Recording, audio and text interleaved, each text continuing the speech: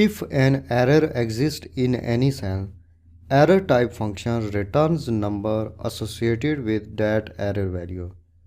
This function has only one argument. In error value argument, select the cell reference or formula that contains error value, from which you want to return number associated with that error value. Click Cancel. Active this cell. Click More Functions arrow button. Move your pointer on Information arrow button. Click Error Type function.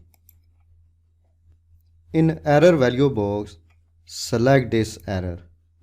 Click OK.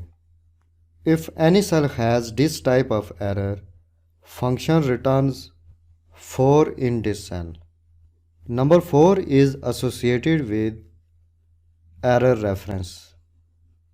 If cell has any error values, function will return these codes associated with that error values.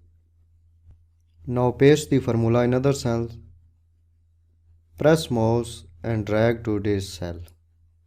Active this cell. Function returns NA error value in this cell because this cell has text value or range. If any cell does not has error value, function will return NA error value. So error type function is used to return number associated with that error value.